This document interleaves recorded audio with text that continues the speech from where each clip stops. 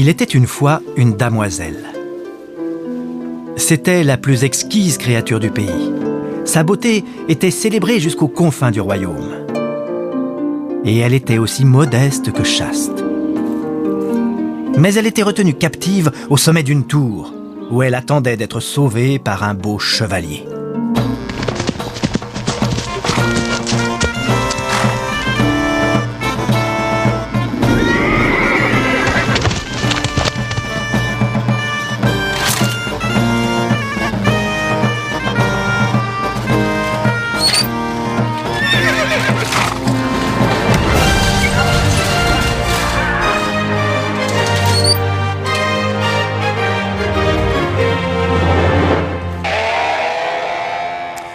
Sans défense, menacée, à jamais en quête de secours, la damoiselle du Moyen-Âge est l'archétype de la femme passive. Mais a-t-elle vraiment existé ?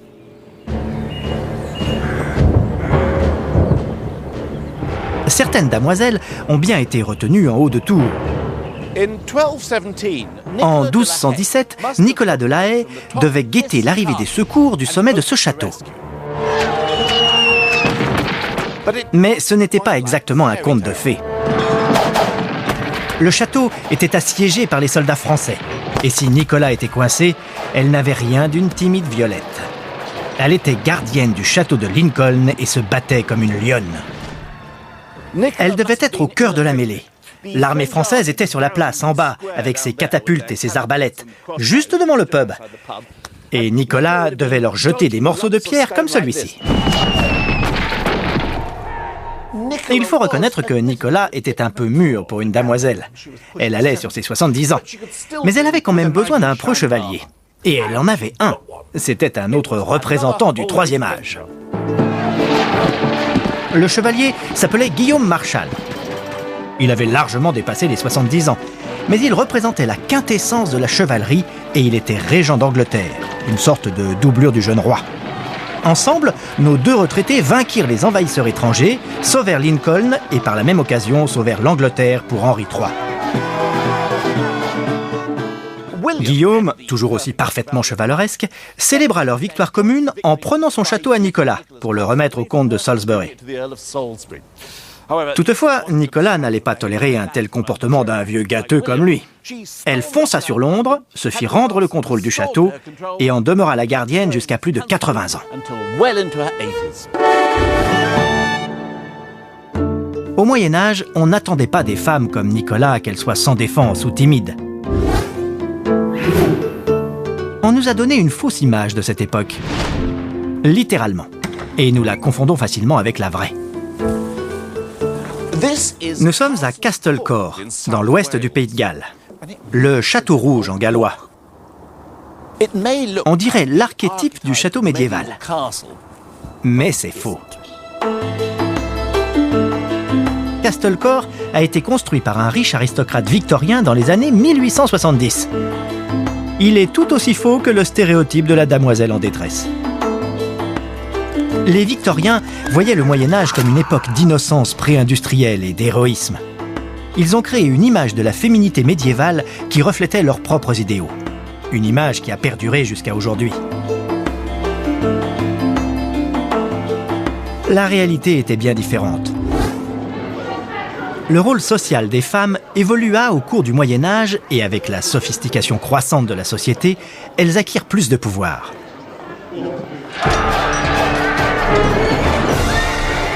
Mais l'histoire commence sous la domination normande, alors que les hommes tenaient fermement les rênes. Et oui, on était viril en Angleterre normande. Les femmes étaient censées faire ce qu'on leur disait. Elles étaient dépendantes de leur père et de leurs frères. Et les Normands pensaient prendre des épouses anglaises en paiement partiel de leurs indemnités de guerre. Mais dès le début, certaines damoiselles n'en firent qu'à leur tête. Nous allons vous raconter la véritable histoire de l'une d'elles. Elle comporte des scènes de sexe et de violence très crues. Pour éviter de choquer, nous utiliserons d'authentiques marionnettes médiévales. L'histoire se passe il y a près de 1000 ans. Une jeune fille s'enfuit dans les bois de Saint-Alban. Son nom, Christina de Marquiette.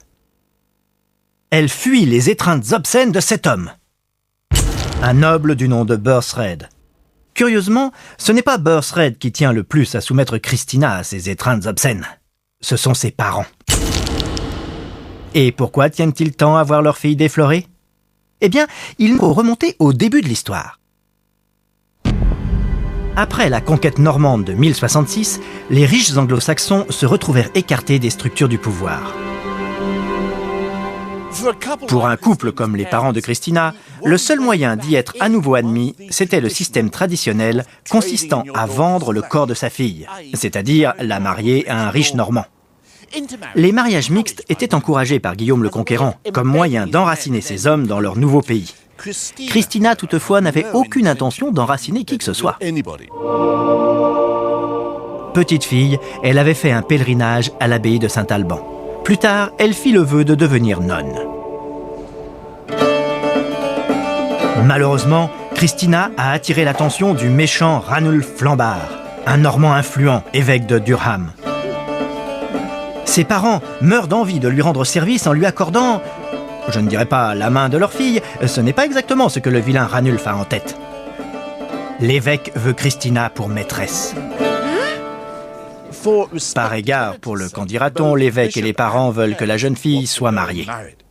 Il persuade donc Burthred de lui faire sa cour, étant entendu que Ranulf a la priorité sur les faveurs de Christina.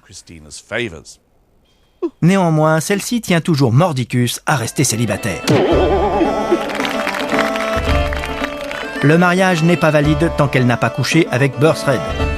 Mais elle ne veut rien savoir. Ses parents utilisent tous les moyens. Ils la flattent, ils la brutalisent, ils versent même des potions d'amour dans sa tisane. Pour finir, ils poussent le malheureux Burthred dans la chambre en lui disant de prendre leur fille de force.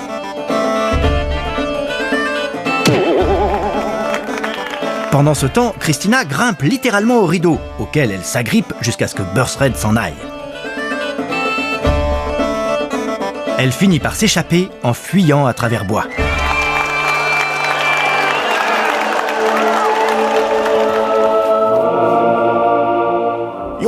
Vous serez content de savoir que l'histoire finit bien.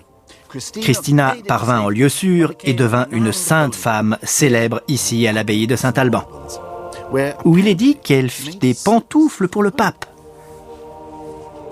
Ah, et des sous-vêtements pour l'abbé.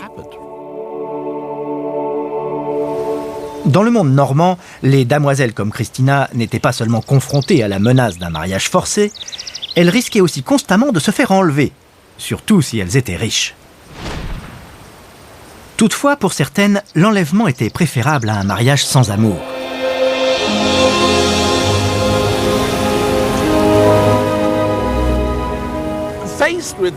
Sommé d'épouser le prétendant chevaleresque de base, qui était en général, soyons francs, le tueur en série moyen ou le violeur local, la damoiselle bien informée pouvait s'arranger pour se faire enlever par son soupirant préféré. Et pour plus de sûreté, elle décidait parfois de s'enlever elle-même.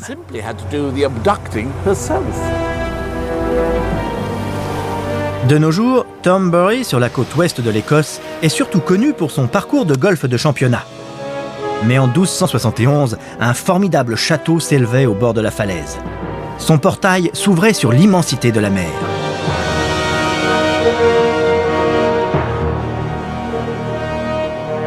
Le château appartenait à une riche damoiselle qu'il avait hérité de son père. Elle s'appelait Marjorie, comtesse de Carrick. Un jour, alors qu'elle chassait, elle aperçut un beau jeune homme.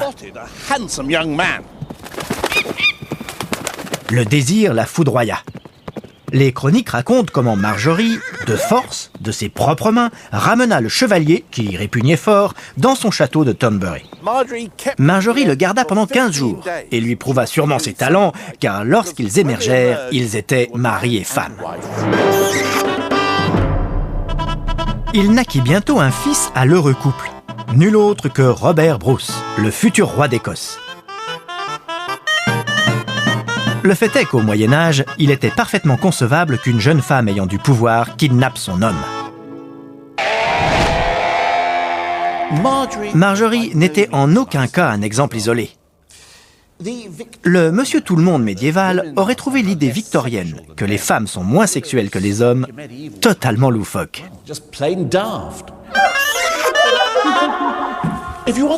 Si on veut savoir comment les gens se voient, ou comment ils veulent que les autres les voient, il est bon d'étudier leur divertissement. Et au Moyen-Âge, cela voulait dire écouter des histoires. Lire était une activité communautaire. La maîtresse de maison s'installait dans ses appartements avec ses damoiselles et elle lisait à haute voix à tour de rôle. Parfois, les histoires étaient étonnamment sexy. Elles ne s'attendaient pas à ce que leur héroïne soit timide et réservée. Prenez ceci, tiré de la légende du XIVe siècle, Gauvin et le Chevalier Vert. Résumé de l'histoire. Au cours de sa quête, Sir Gauvin fait halte pour la nuit dans un étrange château. Il se réveille au petit matin lorsque la dame de Séan entre dans sa chambre, verrouille la porte, se glisse jusqu'à son lit et s'y assoit. Elle lui dit « Mon Seigneur et ses hommes sont au loin. Les autres hommes dorment encore. Mes dames aussi. La porte est fermée par un solide verrou. Mon corps vous appartient. Prenez votre plaisir. Des forces que je ne maîtrise pas me poussent à être votre servante. Et je le serai. » Les romans harlequins peuvent aller se rhabiller. Dans l'Angleterre médiévale, la pruderie n'était pas une vertu. Par exemple, si un homme n'arrivait pas à accomplir ses devoirs conjugaux, sa femme avait toute liberté de le faire savoir en public. Un manuel du XIIe siècle prône l'examen des parties génitales de l'homme par de sages matrones qui savaient sans doute comment fonctionnaient ces choses-là. On convoquait ensuite des témoins pour observer les essais du membre sous-performant en temps réel. Le pauvre Walter de Fonte était citoyen de Canterbury. En 1292, sa femme se plaignit qu'il était impuissant. Il fut donc dûment examiné par 12 braves femmes de bonne réputation et de vie honnête, qui témoignèrent que son membre viril était, je cite, « inutile ». Quelle façon d'entrer dans l'histoire! Dans un cas semblable, mettant en cause un certain John, l'un des témoins semble s'être laissé emporter. Selon un rapport du tribunal, une matrone consciencieuse avait tellement hâte de remplir son devoir civique qu'elle dénuda ses seins. Puis, entre ses mains réchauffées devant le feu, elle tint le membre du dit John et elle enlaça et embrassa fréquemment le dit John. On n'a pas ça avec la Sécu. Cela faisait longtemps que l'Église médiévale était aux prises avec la question de la sexualité. Non qu'il y ait eu quoi que ce soit de mal dans le sexe, après tout.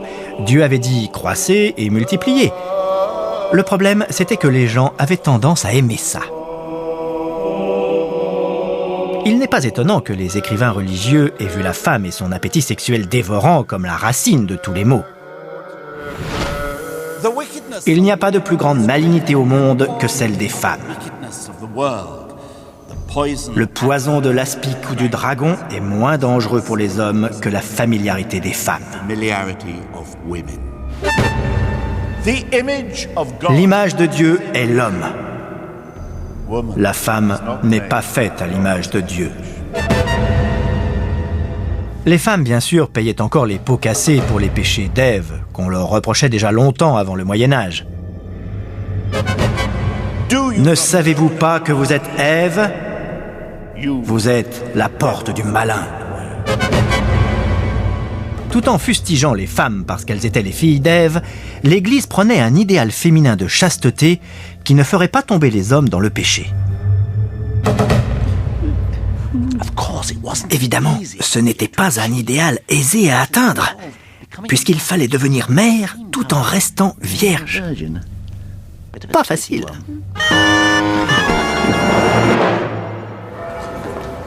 Mais on ne peut pas dire que l'Église vivait dans la réalité sur la question du rôle des femmes. Et dans la réalité, les femmes assumaient exactement les mêmes tâches que les hommes, en plus d'avoir des enfants et de tenir leur maison. Prenons Margaret Paston, qui vécut à Norwich et ses alentours au XVe siècle. Voici l'une de ces 3 demeures familiales. Il a dû y avoir des moments où Margaret trouvait son rôle de maîtresse de maison campagnarde nettement plus mouvementé qu'on ne l'aurait imaginé.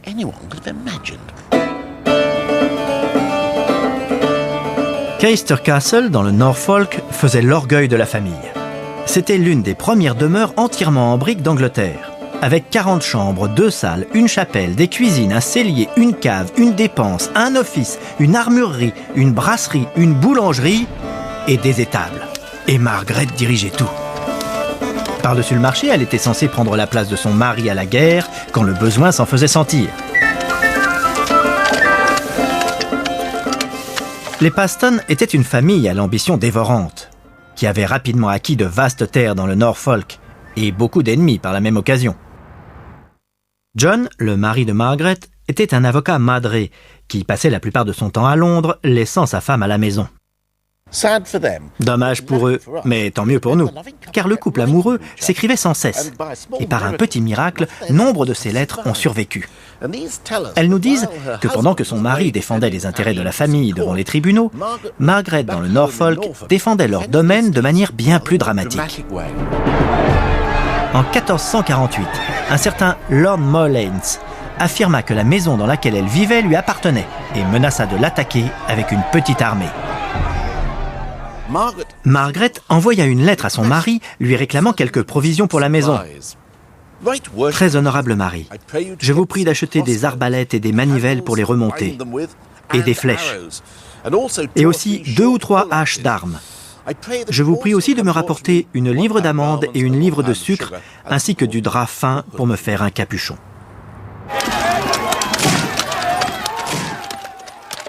Finalement, Lord Mollains envoya 1000 hommes d'armes avec des béliers et des bouches à feu. Ils enfouirent des mines sous l'édifice et le mur de la pièce où se tenait Margaret s'effondra. Elle fut emportée, sans doute avec toutes ses arbalètes, ses haches d'armes, ses amandes et son sucre. À mesure que le Moyen-Âge avançait, l'amélioration du statut des femmes se voyait reflétée dans ce qu'elles portaient. Mais bien que la femme médiévale ait endossé un rôle masculin, plus elle acquérait l'égalité, plus elle s'habillait de manière à mettre sa féminité en valeur. Sarah Sarsfield, spécialiste du vêtement médiéval, m'a montré quelques modèles tendances avec l'aide du Borough Players du Gainsborough Old Hall dans le Lincolnshire. Tout le monde voit la femme médiévale avec un cône de signalisation routière sur la tête. Mais pour autant que nous le sachions, les Anglaises n'en ont jamais porté. Nous avions la version plus courte, pas le hénin pointu bourguignon.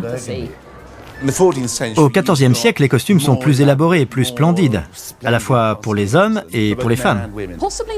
Pas forcément plus splendides, mais on passe de couches de tissu fin et flottant à des choses beaucoup plus près du corps.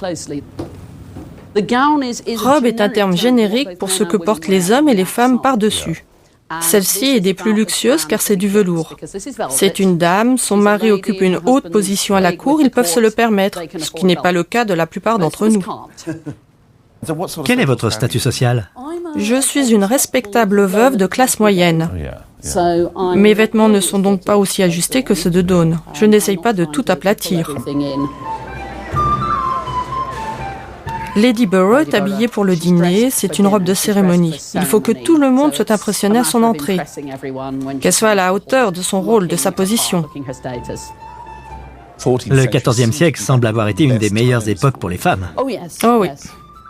Dans les 100 ans qui suivirent la conquête, les dames de la noblesse troquèrent leurs robes simples pour des broderies recherchées et des coiffures encore plus élaborées.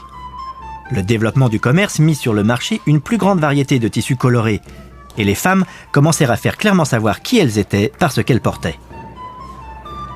Ironiquement, au milieu du XIVe siècle, elles avaient acquis plus de pouvoir grâce à une catastrophe sociale.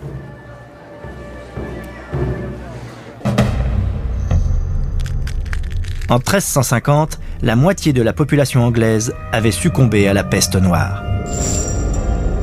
Cela provoqua une pénurie de main-d'œuvre chronique. Les femmes durent assumer des rôles traditionnellement réservés aux hommes.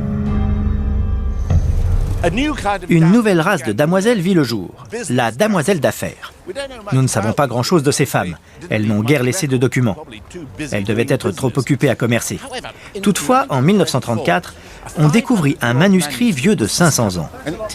Il s'avéra que c'était justement l'autobiographie d'une de ces femmes.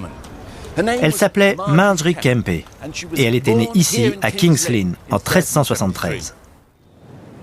Elle avait toujours joui d'un bon train de vie. Marjorie se voyait comme une femme très à la mode. Ses cheveux tressés étaient retenus par une résille d'or et ses vêtements étaient fendus pour laisser apercevoir dessous des étoffes encore plus somptueuses. Ouh là là!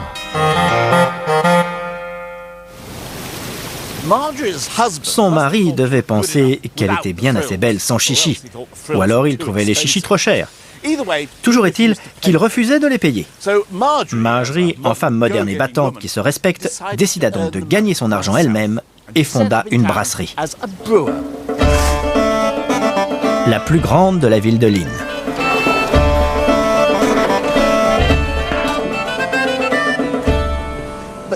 C'est alors que se produisit une chose étrange. Elle cessa de se faire mousser. Ou plutôt, sa bière cessa de mousser. Elle était en pleine fermentation, fabriquant une belle mousse comme celle-ci, quand tout d'un coup, elle s'aplatissait et coulait. Franchement, il n'y a pas plus gênant pour un brasseur que de ne pas avoir assez de mousse. Au bout d'un moment, ses employés décidèrent qu'ils ne pouvaient plus supporter une telle disgrâce professionnelle et partirent. L'affaire périclita. Marjorie n'allait pas se laisser abattre. Elle acheta des chevaux et un moulin et entreprit de moudre du grain. Mais les chevaux se mirent à marcher à reculons. Au bout du compte, le meunier s'enfuit. Et le bruit courut dans la ville de Lynn que ni homme ni bête ne voulait travailler pour elle. Pour une femme polyvalente comme Marjorie, il était temps de changer à nouveau de carrière. Et bien que cela puisse nous sembler un choix étrange, elle décida de devenir hystérique religieuse professionnelle à plein temps.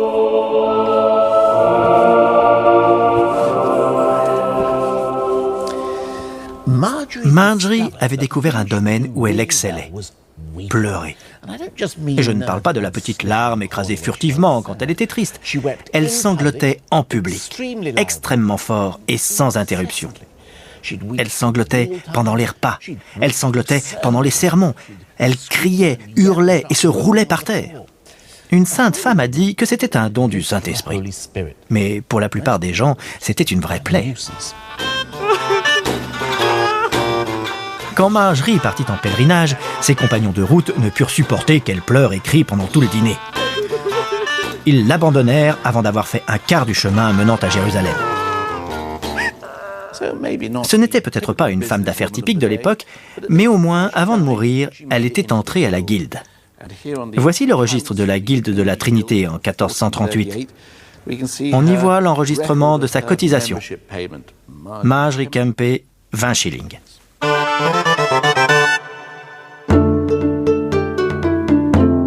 Les damoiselles prenaient résolument leur place dans ce qui avait été un monde exclusivement masculin.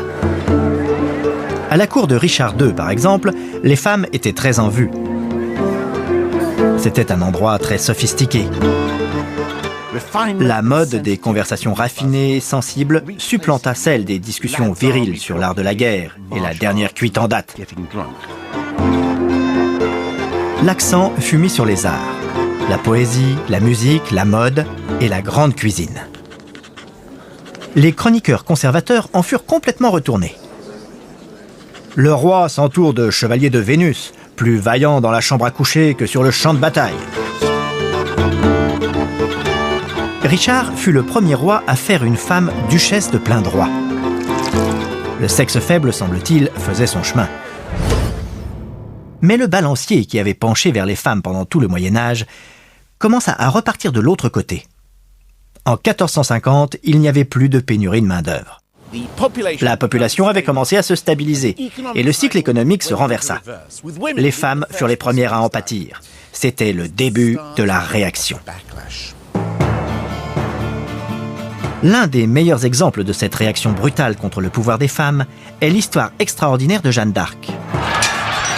En 1429, les Français étaient en train de perdre la guerre contre les Anglais, quand le commandement de l'armée française fut confié à une jeune paysanne de 16 ans qui affirmait être guidée par Dieu.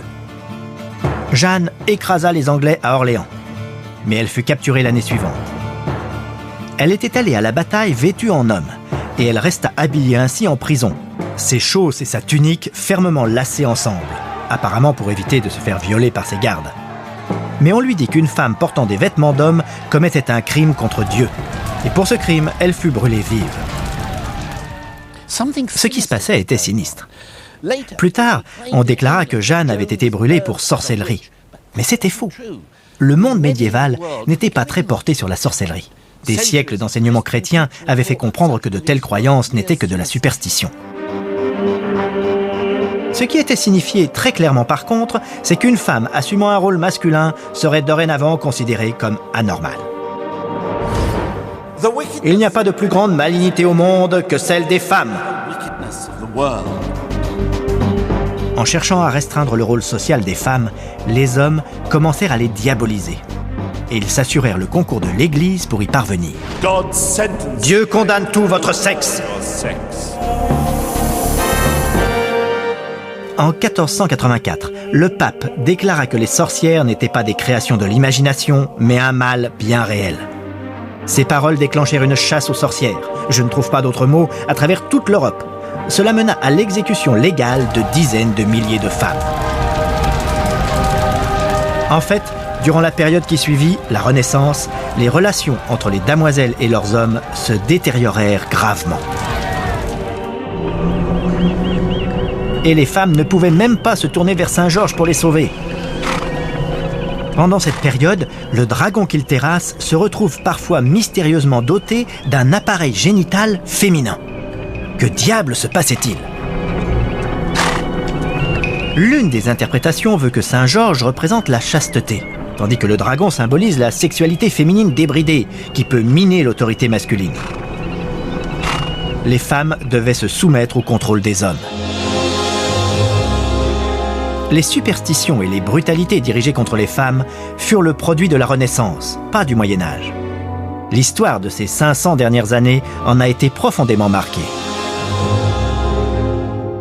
Ces 2 derniers siècles ont été beaucoup plus durs que le Moyen-Âge ne le fut jamais pour les femmes. À l'époque victorienne, une femme intéressée par le sexe était considérée comme malade ou folle. Cette attitude aurait été incompréhensible pour les gens du Moyen-Âge. Les Victoriens étaient déterminés à marginaliser le rôle des femmes dans la société, à les dépouiller de leur pouvoir et même à les priver de leur sexualité. C'est pourquoi ils ont inventé la damoiselle médiévale en détresse.